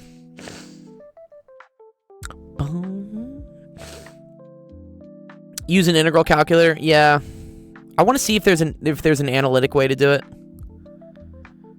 Joel from Sonic Age Science. Oh, that's cool. Joel, do you have a channel that does science on TikTok or something? Wait.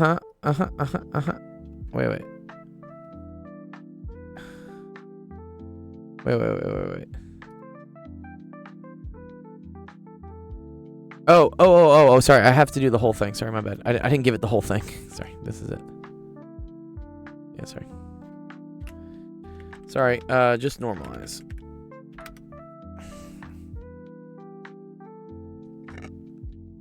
Yeah, let's see if I forget if this is an elementary integral.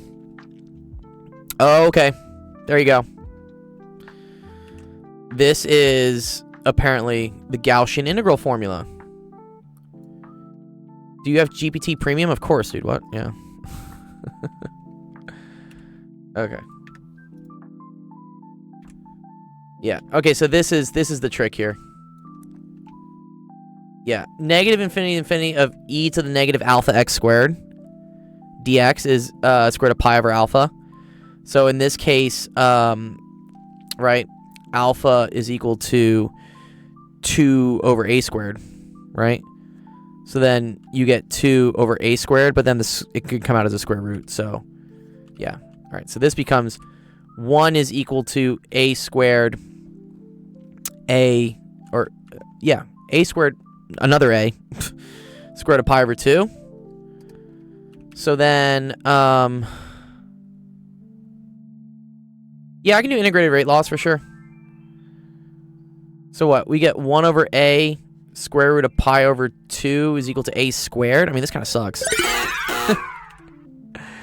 A is equal to, oh man, what is that? Here, I'm gonna leave it in here. I'm gonna leave the a squared in there because that's that to the negative 1/2, and then I'm gonna put it to another negative 1/2. So I'm just gonna say pi a squared over 2 to the negative 1/4. I think that's it, right? Yeah, there you go. That's what they have. Pi a squared. Yeah, exactly. Cool. Nice. Okay, cool. And then, yeah, so that's a Gaussian integral for you, clickbait. And then figuring out the expectation value, you just slam x in there as well. If I have more time, I'll try to do the other ones. Those require, like, doing operators and stuff, right? I have to, like, do the momentum operator and stuff. Good starting question, though. Cool.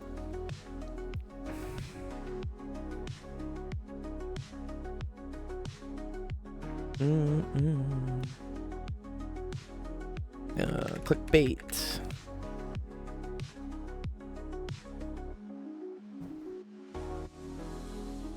Bum, bum, bum, bum, bum, bum, bum, bum, bum.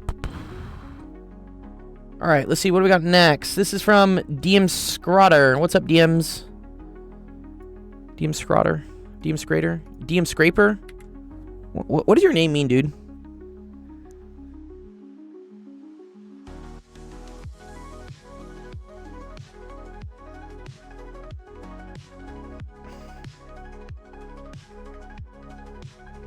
I want to see if my Twitch vertical still works. Okay, let's go here. Do you ever do DSP stuff? Oh, like signal processing? Maybe. I could try. Looks a little...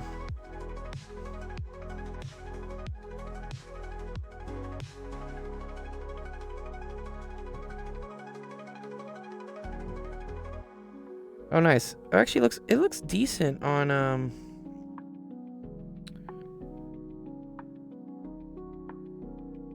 Okay, that's okay. I'm just checking what it looks like on my phone. I think you can have it go back to the...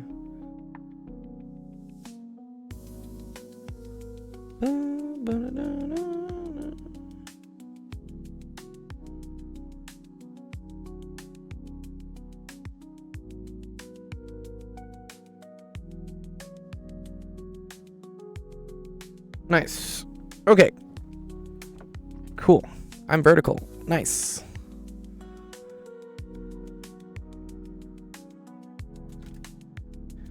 Point set topology. Oh, man. That would be painful, dude. What? Okay, here we go.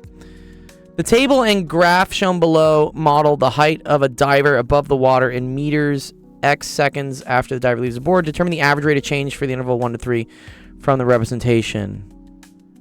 Cool. Okay. So average rate of change, DMs. DMS crater. Okay, thank you. DMS crater. Okay, so average rate of change. You can say like ROT. Is just equal to delta Y over delta X. That's average rate of change. So if you wanted to figure out delta Y minus delta X, that's the same thing as Y2 minus Y1 over X2 minus X1. And so if we're going from 0 to 3, right, that's going to be the Y position at the last time, 3. Reinforcing knowledge, totally cool. So that's negative 7.5 minus 7.5 all over 3 minus 0. So this just ends up equaling negative 15 over 3, which is equal to negative 5. Okay, cool. Now you can ask, like, yeah, what does that represent? Okay, because that's representing the secant line, which is different than, for instance, the tangent line, which is instantaneous rate of change. So, wait, let me use a different color. Let me use, like, yeah, gold. So this right here, going from 0 to 3, this is called the secant line. And that's the average rate of change, which kind of tells you, like, hey, you know, we were going up, we were not going up, we were 0, we were going really far down, then we were going really far down. But on average, this is what happened. That was our average rate of change. These lines right here, if you were to do them like kind of like this, this is called the instantaneous rate of change. And it's like where you're going at that moment. And that's also equal to the derivative. Or we could say like f prime of x. I think in this case it's f prime of t. So, yeah, that's what they represent. You eventually do something which is called the limit definition of a derivative, where you take the average rate of change from like here to like something that gets closer and closer and closer. And then in the limit that the 2 points that you're trying to find the average rate of change of are really, really close to each other, you get what's called the instantaneous rate of change, which is the derivative. That's where the limit definition of a derivative comes from. I definitely do calc, yeah. I'm sure you maybe seen that. Have you seen, like, for instance, the limit as, I think it's like as h approaches 0 of f of x plus h minus f of x. And then this is technically x plus h minus x. Yeah, this is the definition of a derivative. Because this right here is like y2, this is y1, this is x2, this is x1, and you're just taking the limit as those 2 points, 1 and 2, get really, really, really close to each other, and then that becomes like the derivative. Joel says the limit does not accept the limit does not exist. That is a Mean Girls quote. That is true. Stop trying to make fetch happen, Joel. Transmission line theory. Oh, I don't know about that. Yeah. If you want to see this, DMS creator, again, I'll point you to my YouTube this time.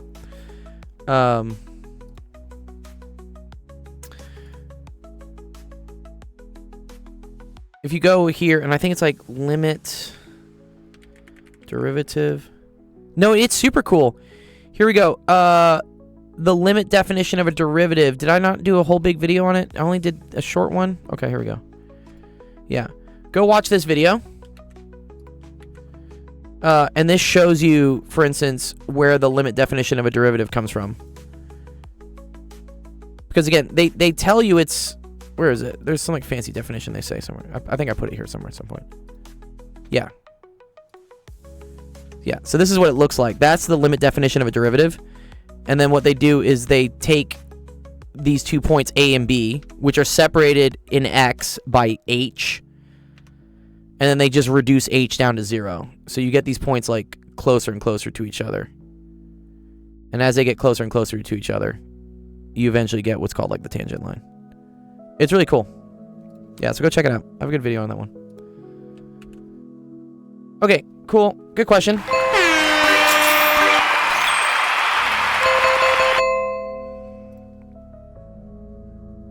DMS Kratar.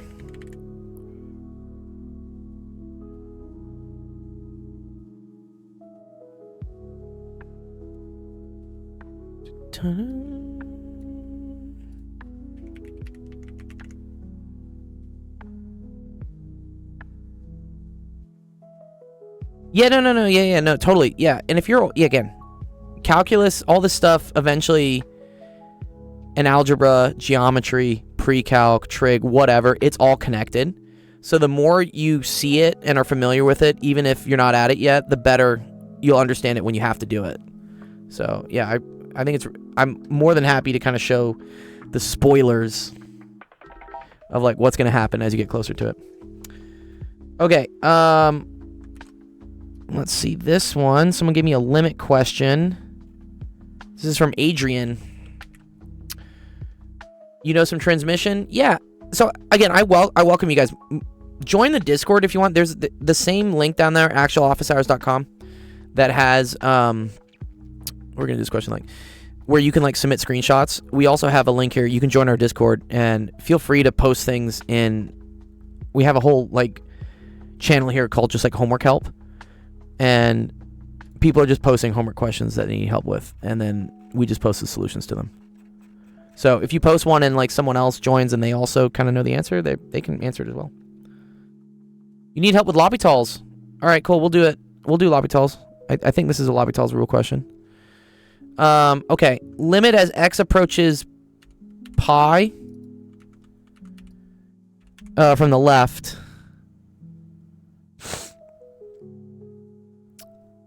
Now, correct me if I'm wrong. Does L'Hopital's require it to be the limit as x approaches infinity? One sec. L'Hospital rules. No, it's just as x approaches a. Okay, cool. It doesn't have to approach infinity. You have to have like indeterminate form though. Yeah. Thank you, Mathematic Fanatic. It can't approach anything? Cool. Thank you. Okay, yeah. So whenever you see a limit like this, just plug in the value and see what happens. So if I plug in this sine of pi over 1 minus the cosine of pi, well, sine of pi is equal to 0. Cosine of pi is equal to -1. Wait, right? No, wait. Yeah, wait, isn't cosine of pi equal to -1? Wait, so this is 1 minus 1? Wait, isn't the answer just 0? Wait, did I fuck this up? I think the one that's weird for this is where, like, yeah, wait, what? This is just 0 over 1 minus -1. This is just equal to 0 over 2. Yeah, cool, great. Okay, yeah, this is easy. The answer here is just 0. Okay, but what I think this one wanted to do... Sorry. I think they want to do the limit as x approaches 0 of sine of x over 1 minus cosine of x. This would have been sine of 0 over 1 minus cosine of 0. And that would have been 0 over 1 minus 1, which is 0, right? Yeah. Surprise, motherfucker. This is bad. This is bad, right? Probably meant to put minus pi, but even minus pi would do the same thing. Yeah. This, I think, is what they wanted. They wanted either to approach 0 or approach 2 pi. Oh, my audio's glitching? Oh, I hope it's not. I hope it's... Yeah. Okay. Oh, it's fine now? It just fucks up every once in a while. Yeah. My PC is, like, trying to... Okay, cool. Okay, but watch. So, 0 over 0 is indeterminate form, and this is where you can do L'Hopital's rule, which says that the limit when you get 0 over 0 is the same limit, the value of that limit is also the same as taking the derivative of the top, taking the derivative of the bottom, and then doing the limit again. So in this case, the top part is sine of x, and the derivative of sine of x is cosine of x. So I'm going to say, okay, cool. So that's the same thing as cosine of x over, and the derivative of this is, derivative of cosine is negative sine, so this becomes 0. Derivative of 1 is 0. Derivative of negative cosine is sine. So you get cosine over sine of x. Cool. Limit as x approaches 0. I think this is also fucked. Or actually, it's not. This is 1 over 0. Oh, okay, cool. So this is either like plus or minus infinity. Depends whether you're coming from the left or from the right. Or wait a minute. Sine is... Wait, sorry. Sine is symmetric around 0. Yeah, no, it actually does matter, right? Yeah. Yes. Yeah. Okay. Cool. Nice. Good question.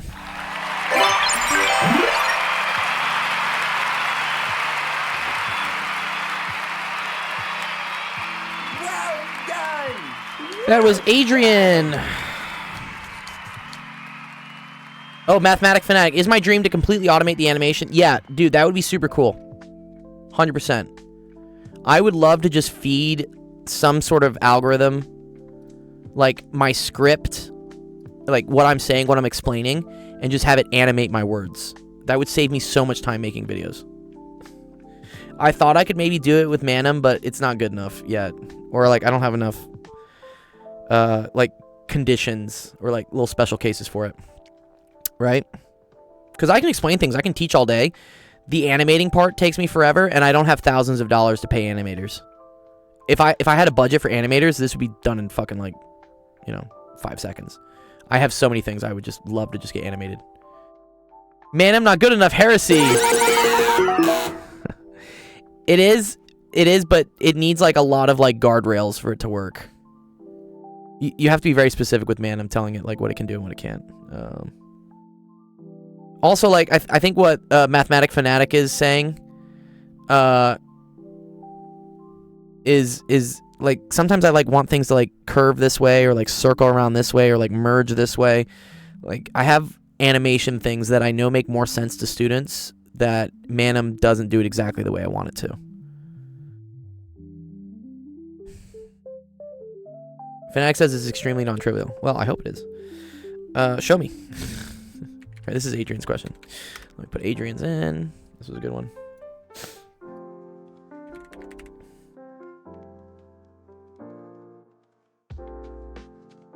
Cool.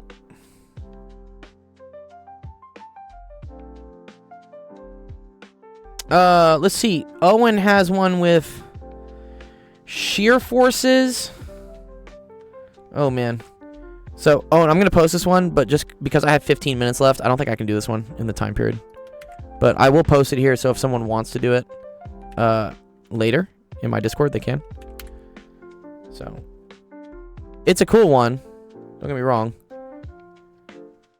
Yo, it's been a while since you helped me do some Physics 2 one time. You're a cool guy. Thanks, Yucky. I appreciate being called a cool guy. I've wanted to be cool all my life. Honestly, it's been like a big goal of mine. So, I appreciate you for saying that. What's up? What are you doing nowadays in life? What's crack-a-lackin'? Are you still in school? You big fancy engineer or a college student? All right, this was Owen.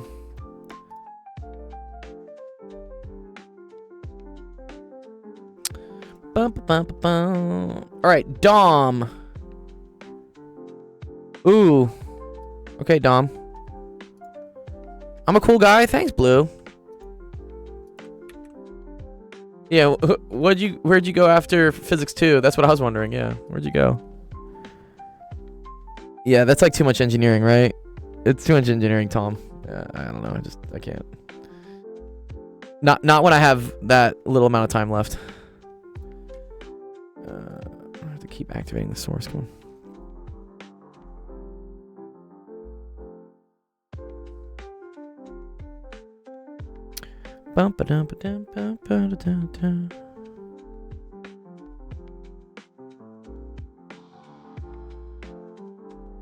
Okay, let's see this one. Integral from 0 to 2/3 of the square root of 4 minus 9x squared. Yeah, this is definitely a trig sub. It's gonna be a trig sub.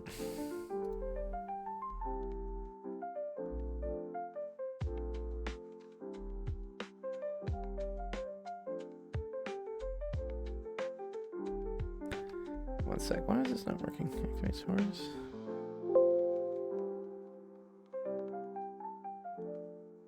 That's where can you do this on the TI Inspire? Can you?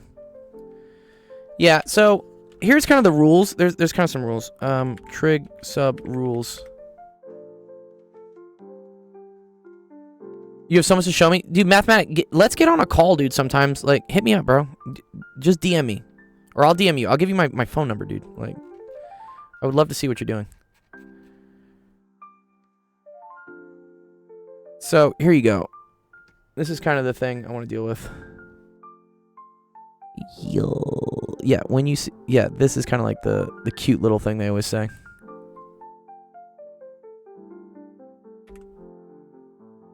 Yeah, I don't know if it's algebraic either. Although 2/3 might come out nice. Okay.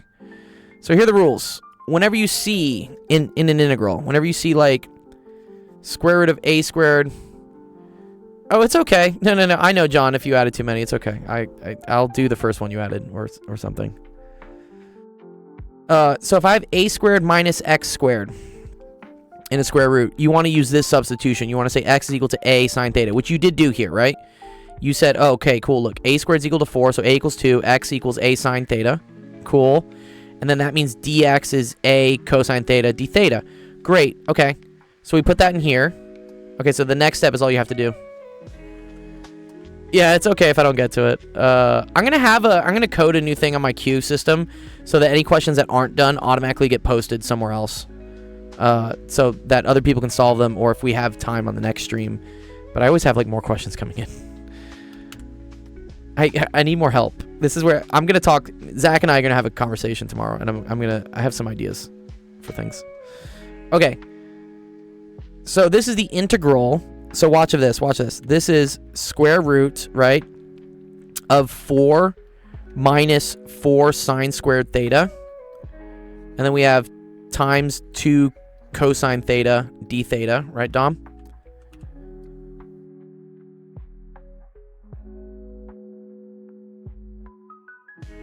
I still can't believe it's real. Yeah, Addy, dude, how many gift cards have I bought you? You know it's real, dog, right? People are always like, is this nonprofit real? I'm like, yes, dude. Look at all the receipts I got. Okay, you can pull a 4 out of all this, right? So this is the same thing as the square root of 4, 1 minus sine squared theta, times 2 cosine theta d theta. And then the trick here is that 1 minus sine squared theta, this is the same thing as cosine squared theta. Oh, you're gonna get your fourth one? Nice, dude. Nice.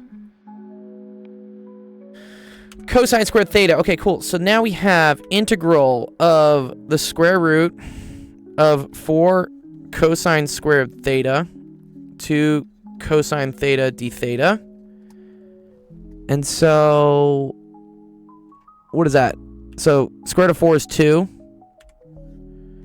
Square root of cosine squared is cosine. So now this is the integral of 2. Oh, and there's another 2 here. Okay. So, sorry. There's 2 times 2. And then you're going to have cosine theta, d theta. You have a statics exam in the morning? I'm cooked. Exam, dude, that's brutal, dude. 85%. My final exam in quantum mechanics was 90. So this is 4 cosine squared theta d theta. And then this one I think is a half angle identity.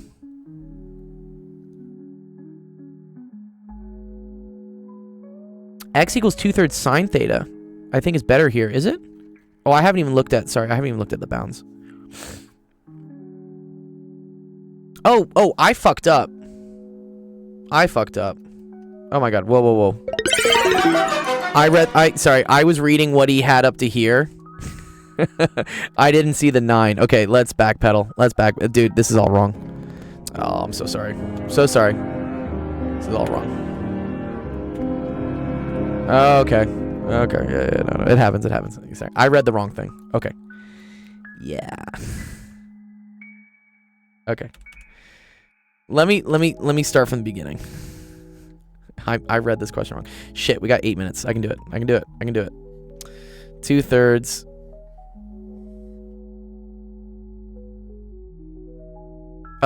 Okay, this is 4 minus 9x squared dx. Okay, let's get rid of this. All right. You need to get this by itself. So what we're going to do is we're going to factor out a 9 from each of these things, okay?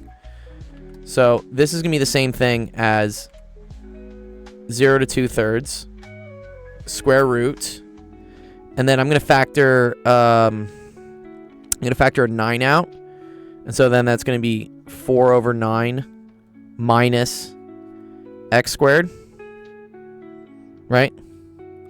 Did I do that right? I think I did. Yeah. dx, right? Yeah. So this came off of this, which means this now has to have a 4/9. Okay. Yeah, you can't do dank memer here. Sorry. Okay, so then this is 3 square root of 4/9 minus x squared dx. And now you say, okay, a squared equals 4/9. So thank you, Zach, for pointing that out. I was like, this is way too easy.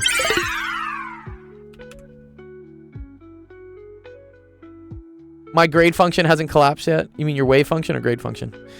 Okay, so x is equal to 2/3. Sorry, what do we want? 2/3 sine theta. Yeah, okay, 2/3 sine theta. dx equals 2/3 cosine theta d theta. Right? Cool. Let's replace. We'll eventually fix the bounds. And then this is 3, so this is going to be the square root of 4/9 minus this squared.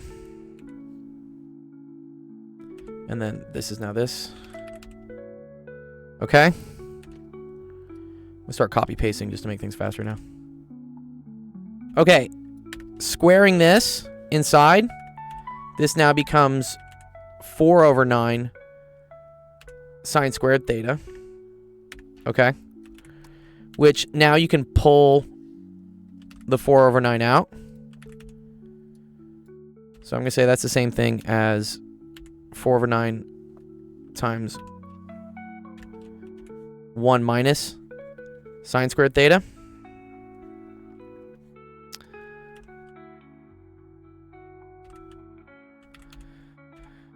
Which now, that's equal to cosine squared theta. So this right here is right, cosine squared theta. Good. And then if we take all the square rootsies of that stuff,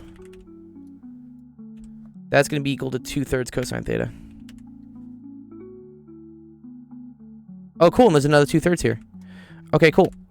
So that's going to be 3 times 4 over 9.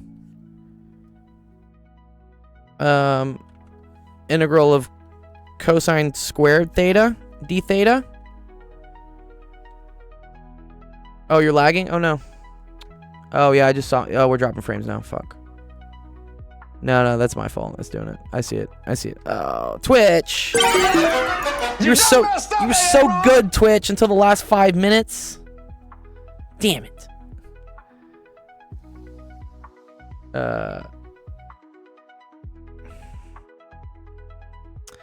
That's okay. One sec.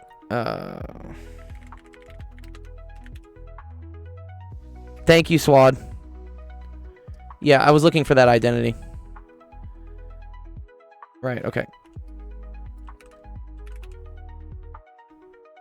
Okay, so then this is it 1 plus cosine 2 theta all over 2? Right, d theta? Okay, so then that's equal to 4/3. And then we're going to say integral of 1/2 d theta plus integral of 1/2 cosine 2 theta d theta.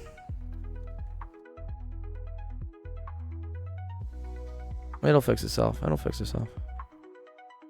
Okay, so that's 4/3.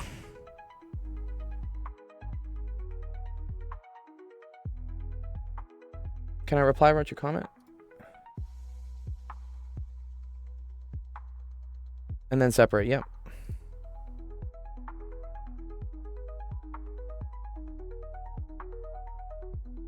All right, one sec. 1/2 theta plus 1/2. Integral of cosine 2 theta is then another 1/2 sine 2 theta.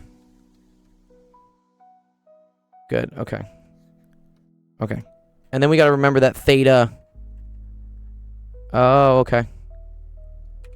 And this was kind of the whole coup de grace. Okay.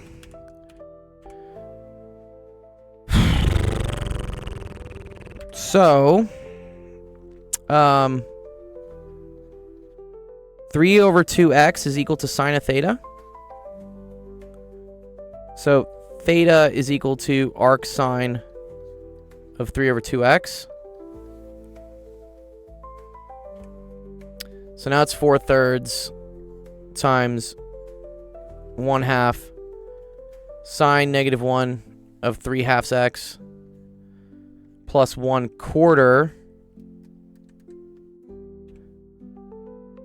Oh man, this is fun. Sine of 2 times the inverse sine of 3 over 2x. Oh god. And then this is all evaluated. What's up, Pen? Apologize, my internet connection's like totally lagging out at the end here. Yeah, it's fucked. Shout out to Pen.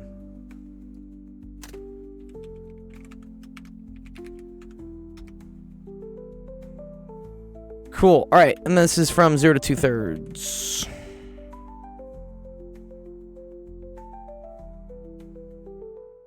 Okay, this is a real pain. Okay, so that's... You're very welcome, Addie. Thanks for coming by. 1/2. Okay, cool. Watch, this is sine inverse of 1 minus sine inverse of 0 plus 1/4 sine of 2 sine inverse of 1. Wait, yeah, okay, 2 sine inverse of 1 minus